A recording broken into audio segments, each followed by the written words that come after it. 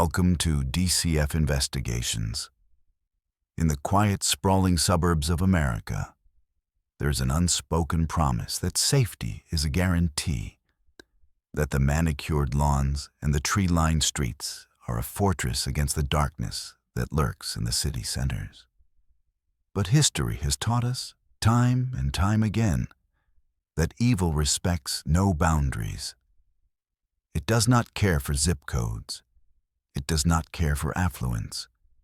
And it certainly does not care for innocence. We are taking you back to a time of bell-bottoms, bicentennial celebrations, and a winter that froze a community in a state of permanent terror. This is the story of the snow, the silence, and the children who never came home. This is the exhaustive chronicle of the Oakland County Child Killer. To understand the magnitude of this trauma, and we must first immerse ourselves in the atmosphere of Oakland County, Michigan, in 1976. This was one of the wealthiest counties in the United States, a place where the automotive industry's elite resided, a landscape of large homes, excellent schools, and a pervasive sense of security. It was the year of the American bicentennial.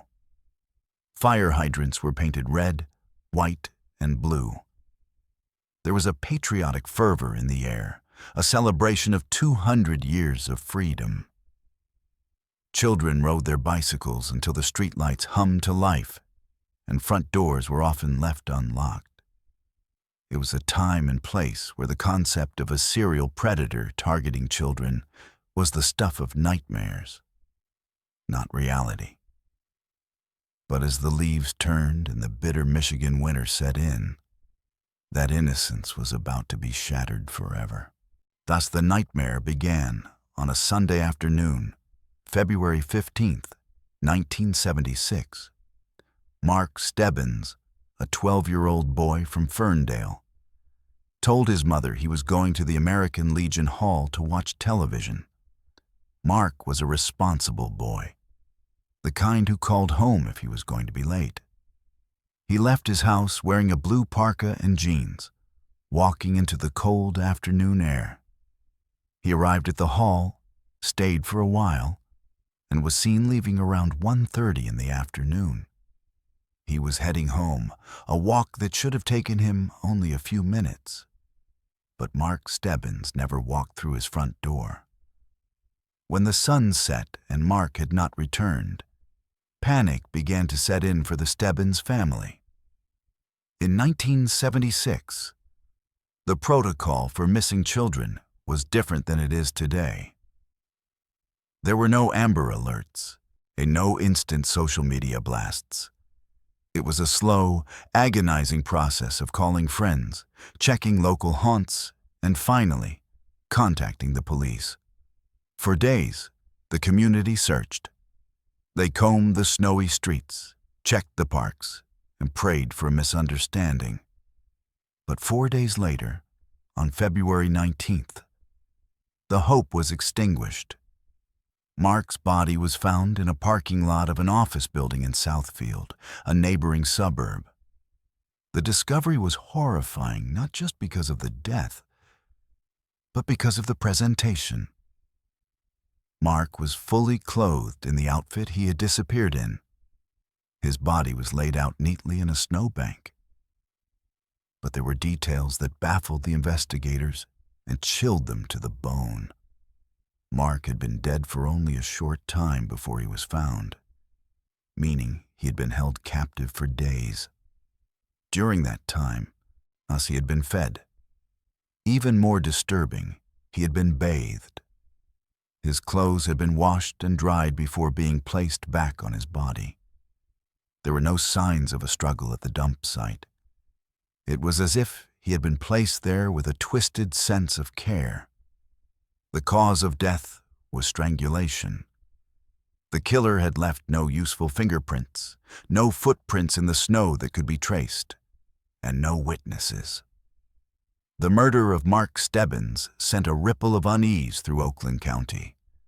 But at that stage, many hoped it was an isolated incident, a tragic anomaly. The police worked the case, but leads were scarce. The months passed, the snow melted, and the bicentennial summer arrived. The fear began to recede into the back of the community's mind. But the darkness had not left. It was merely waiting for the seasons to change. As the year began to wind down, just days before Christmas, the terror returned. On December 22nd, 1976, 12-year-old Jill Robinson from Royal Oak had an argument with her mother about dinner preparations. In a moment of preteen rebellion, she grabbed her backpack and stormed out of the house. She took her bicycle, intending to go to a friend's house or perhaps the hobby shop. It was the kind of dispute that happens in households everywhere, usually ending with a cooling-off period and a return home. But Jill never came back. Her bicycle was found the next day behind a store on Main Street in Royal Oak. The discovery of the bike escalated the situation immediately. The police and the community, remembering Mark Stebbins, launched a massive search. Tragically, on the morning of December 26th, a frosty Boxing Day, a motorist spotted something on the side of the road near the police station in Troy, Michigan, right off the interchange of I-75. It was Jill Robinson. Jill's case presented a deviation from the pattern seen with Mark Stebbins. Yet the similarities were enough to cause alarm. Unlike Mark, who had been strangled, Jill had been killed by a blast from a shotgun. She was fully clothed, still wearing her blue backpack. Her body was placed in plain view, almost taunting the authorities. The autopsy revealed that she too had been fed and kept alive for days after her abduction. The clean appearance of the body, despite the violent method of death, suggested a link. The killer was keeping these children, interacting with them, and then discarding them in high-traffic areas where they would be found quickly. The location near the police station felt like a deliberate insult to law enforcement. Now, the panic was real. 2 children were dead, both 12 years old, both held captive, both dumped in the snow. The media dubbed the perpetrator the Babysitter, a moniker that sent shivers down the spines of parents. It implied a caregiver, someone who could blend in, someone who knew how to talk to children. The police formed a task force, pooling resources from various jurisdictions. They were looking for a white male, likely unassuming, perhaps driving a nondescript car. But the sprawling nature of Oakland County, with its crisscrossing highways and dense suburbs, made the search like looking for a needle in a haystack of snow. The winter of 1976 into 1977 became the winter of fear. Parents stopped letting their children play outside. The streets, usually filled with the sounds of hockey games and snowball fights, were silent. Schools implemented buddy systems. The police presence was increased, with patrol cars cruising slowly past bus stops and playgrounds. But the killer was watching, and he was patient. On January 2nd, 1977, just a week after Jill Robinson was found, 10-year-old Kristine Mihelich disappeared. Kristine lived in Berkeley, another quiet suburb. She had gone to a nearby 7-Eleven to buy a magazine. It was a short trip, one she had made many times. She was seen talking to someone in a car, and then she vanished. The abduction of Kristine Mihelich marked an escalation in the killer's cruelty. Unlike Mark and Jill, who were found within days of their disappearance, Kristine remained missing for nearly 3 weeks. The agony for her family was unimaginable. The entire county held its breath. Every phone call, every news report was met with dread. 19 days later, On January 21st, a mail carrier in Franklin Village, an upscale enclave of winding roads and large estates, spotted a bundle on the side of the road. It was Kristine. She was fully clothed, wearing the same outfit she had on when she disappeared. Her body was laid out with the same eerie care found in the Stebbins case. Her eyes had been closed. Her arms were folded across her chest. She had been smothered. The autopsy revealed the harrowing truth that she had been held captive for over 2 weeks. She had been fed and given water. She had been bathed. But the most chilling detail was that she had been dead for less than 24 hours before she was found. This meant she had lived in captivity, likely with the killer, for 18 days. Where had she been? How could someone hide a 10-year-old girl for nearly 3 weeks in a suburban area without anyone noticing? The discovery of Kristine Mihelich confirmed without a shadow of a doubt that a serial killer was operating in Oakland County. The profile was becoming clearer, yet more confusing. The killer targeted children between the ages of 10 and 12. He held them for varying lengths of time. He took care of them, feeding and washing them, before killing them and displaying their bodies. The lack of sexual assault in the traditional sense baffled investigators at the time. Though modern profiling suggests the control and the bathing were the sexual gratification for this type of offender. The clean clothes and the well-fed state of the victims led to theories that the killer might be a frustrated parent or someone who wanted to possess a child, however briefly. The pressure on the police was immense. A massive task force was assembled, one of the largest in Michigan history. They had a budget in the millions. Helicopters hovered over the suburbs. Guidelines were issued to schools. The composite sketch of a man with sideburns and a scruffy appearance was plastered on every telephone pole and storefront window. Tips poured in by the thousands, overwhelming the investigators. Every white van, every blue car, every solitary man was a suspect. And then came the case that would break the heart of the entire nation. Timothy King. Timothy King was 11 years old, a bright, athletic boy from Birmingham, one of the most affluent towns in the county. On the evening of March 16, 1977, Timmy asked his mother for permission to go to the pharmacy to buy some candy. He also wanted to borrow 30 cents to add to his own money so he could buy a skateboard he had been eyeing. His parents were hesitant. The fear of the child killer was palpable. But the pharmacy was only a few blocks away, on a busy street. Timmy promised to be careful. He walked out the door into the twilight. He bought the candy. He went to the sporting goods store, but he didn't have enough money for the skateboard. He left the store, dejected but safe. He was seen walking down the street, a skateboard tucked under his arm. And then, like the others, he simply ceased to exist. The disappearance of Timothy King triggered a mobilization unlike anything seen before. His father, Barry King, a lawyer, went on television. In a heart-wrenching plea that was broadcast across the state, he begged the kidnapper to release his son. He spoke directly to the killer, promising that no questions would be asked if Timmy was returned safely. He looked into the camera, his voice trembling, and said, "Come home, Timmy." It was a moment that seared itself into the collective memory of Detroit.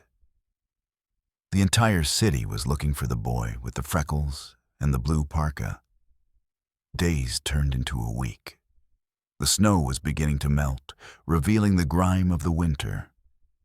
Then, on March 22nd, the worst fears were realized.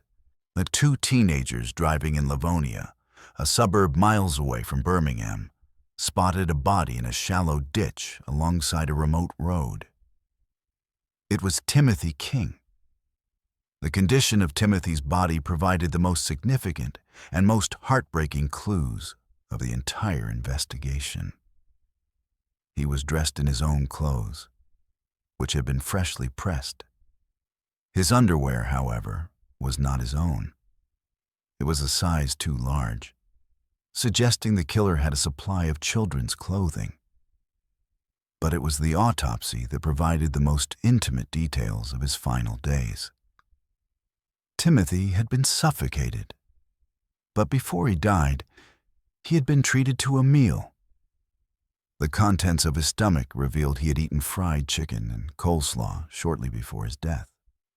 This detail was crushing. It suggested a domestic scene, a terrifying parody of a family dinner, on where the killer fed the child he was about to murder. The skateboard was missing. It has never been found. With 4 confirmed victims, the panic reached a fever pitch. The police were desperate. They analyzed every piece of evidence. Fibers found on the bodies were traced to generic automotive carpeting and a specific type of blanket, but they were common mass-produced items. Hairs were found, but DNA technology did not exist in 1977. The only solid lead they had was a witness report from the day Timothy King disappeared. A woman claimed she saw a boy talking to a man in a blue AMC Gremlin car in the parking lot of the pharmacy. She described the man as white, with longish hair and sideburns. The boy had looked relaxed, not frightened. This led to the theory that the killer was someone who could charm children, or perhaps posing as a friend or an authority figure. The Blue Gremlin became the most hunted car in America. Police stopped thousands of them, but the lead, like so many others, went cold. The task force began to fracture under the pressure. Infighting and jurisdictional squabbles hampered the investigation. And then, as suddenly as it had started, the killing stopped. After Timothy King, no more bodies were found with that specific signature. The snow melted, spring turned to summer, and the Oakland County Child Killer seemed to vanish into the ether. But the story does not end there. In fact, the end of the killings was only the beginning of a labyrinthine mystery involving cover-ups, wealthy suspects, and a conspiracy that reaches into the highest levels of society. Over the decades, several suspects have emerged, are each more disturbing than the last.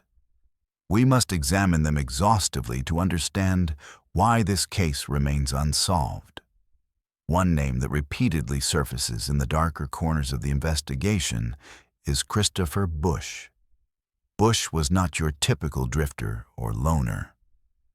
He was the son of a high-ranking executive at General Motors.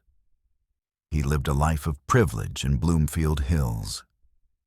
In 1977, shortly after the murder of Timothy King, Bush came to the attention of law enforcement for reasons unrelated to the murders.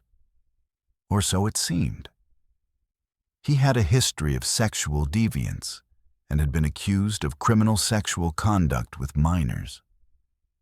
When police searched his residence, they found sketches that looked horrifyingly similar to the victims. They found a rope. They found cryptic notes. But the most damning piece of circumstantial evidence was his psychological profile. Bush was a pedophile with a deep-seated hatred for society, protected by his family's wealth and status. Here is where the narrative takes a turn into the realm of conspiracy, supported by disturbing facts. Despite the evidence, Bush was never charged with the Oakland County murders. He committed suicide in November 1978, taking his secrets to the grave. But years later, it was revealed that Bush had been given an immunity deal in another case. A deal that many believe was orchestrated to protect him from the child killer investigation. Why would a local prosecutor protect a suspected child killer? The theory suggests that Bush was not working alone. This brings us to the North Fox Island connection. North Fox Island is a remote island in Lake Michigan.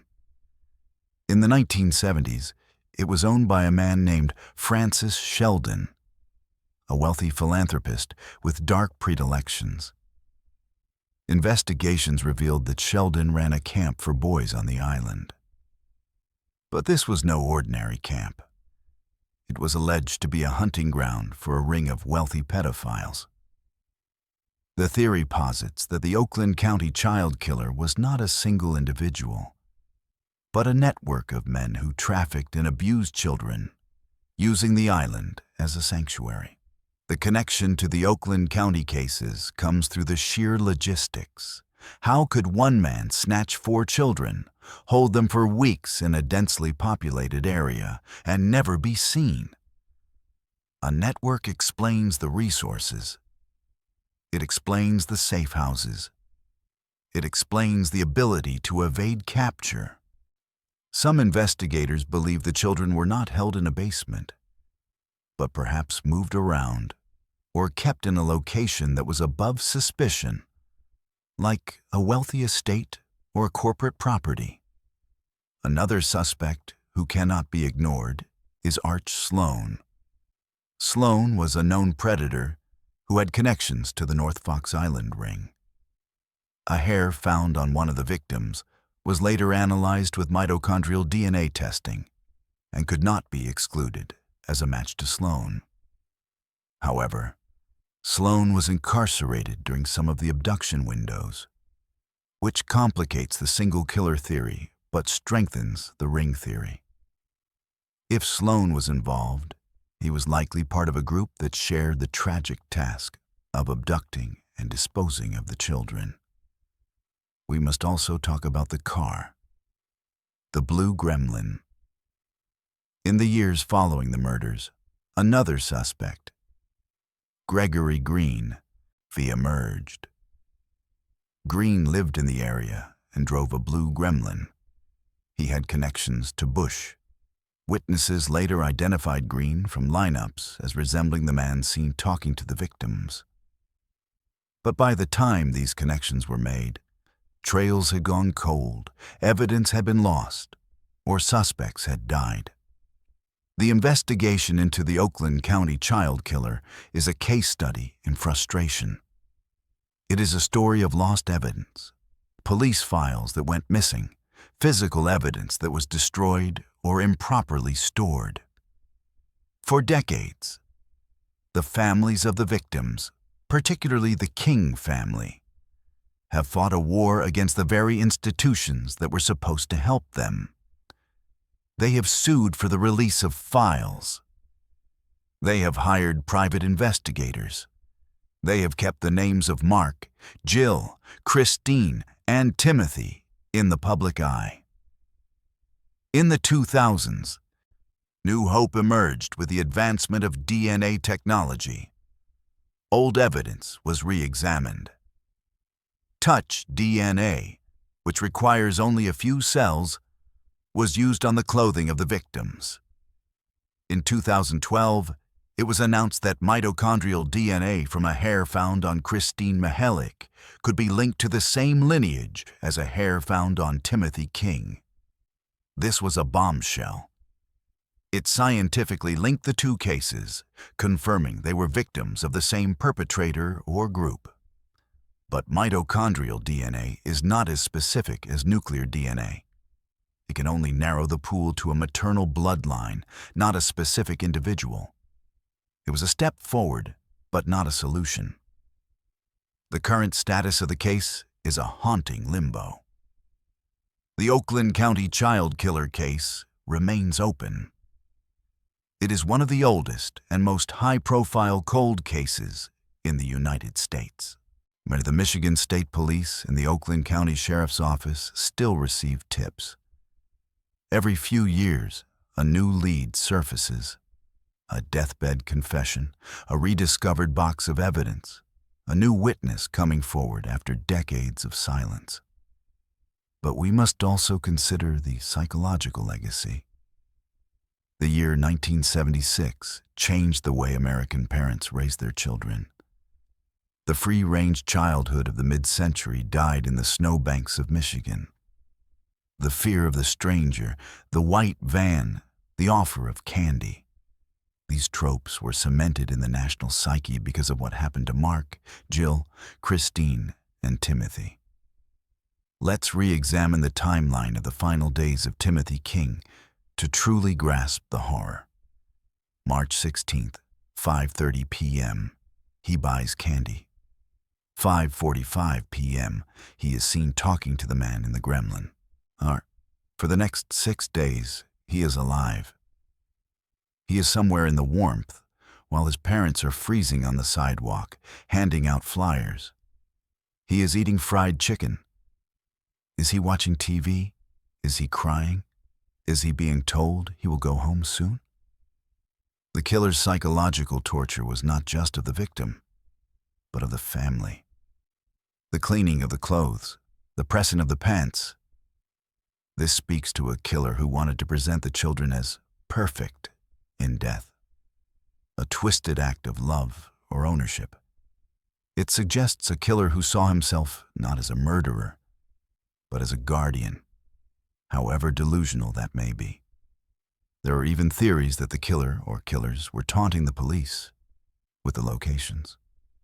Mark Stebbins near an office, Jill Robinson near a police station, Kristine Mihelich in an affluent, visible village, Timothy King in a ditch, but just off a main road. They wanted the bodies to be found. They wanted the credit. And what of the Babysitter nickname? It stuck because it fit. The children were cared for. This wasn't the work of a chaotic, disorganized offender. This was a structured, ritualistic series of acts. The killer had a place to keep them. Soundproof, a basement, a remote cabin. To this day, no location has ever been definitively identified as the holding site. As we look back from the vantage point of the present day, the tragedy is compounded by the lack of justice. The parents of these children are aging. Many have passed away without knowing who took their babies. Barry King, Timothy's father, spent the rest of his life chasing leads. A father's love transformed into a detective's obsession. He passed away never knowing the full truth, but his legacy of persistence forces us to keep looking. The leading theory among modern sleuths and journalists is that the Oakland County Child Killer was indeed part of a larger pedophile ring, likely protected by wealth and corruption. The Christopher Bush angle remains the most compelling. The suicide, the immunity, the connections to the North Fox Island ring. It paints a picture of a predator who was insulated by a system that valued reputation over justice. If this is true, it means that multiple people knew, multiple people saw things, and multiple people stayed silent. The silence of the snow in 1976 has been replaced by the silence of complicity. Somewhere, someone knows what happened to those children. Someone knows who drove the Blue Gremlin. Someone knows who pressed Timothy King's pants before laying him in the ditch. We must remember them not as case numbers, but as children. Mark Stebbins, who loved the American Legion. Jill Robinson, who just wanted to ride her bike. Kristine Mihelich, who walked to the store for a magazine. Timothy King, who wanted to skateboard. They represent a stolen generation, a loss of innocence that can never be recovered. As we conclude this deep dive into the darkness of Oakland County, we are left with more questions than answers. The snow has long since melted, but the cold remains. The killer or killers may be dead, buried in graves that bear their names, while their victims lie in cemeteries visited by grieving families. But the truth does not expire. It waits. This has been a DCF investigation. We have walked through the timeline, examined the forensics, and scrutinized the suspects. Now, we turn the spotlight to you. Do you believe the theory of the wealthy elites on North Fox Island? Was Christopher Bush the man in the Blue Gremlin? Or was he a convenient scapegoat for a much larger, more sinister network? And most hauntingly, do you think justice is still possible after nearly 50 years? Leave your thoughts, your theories, and your questions in the comments below. The discussion keeps the memory of these children alive. Until next time, stay vigilant, keep asking questions, and never let the truth stay buried in the snow.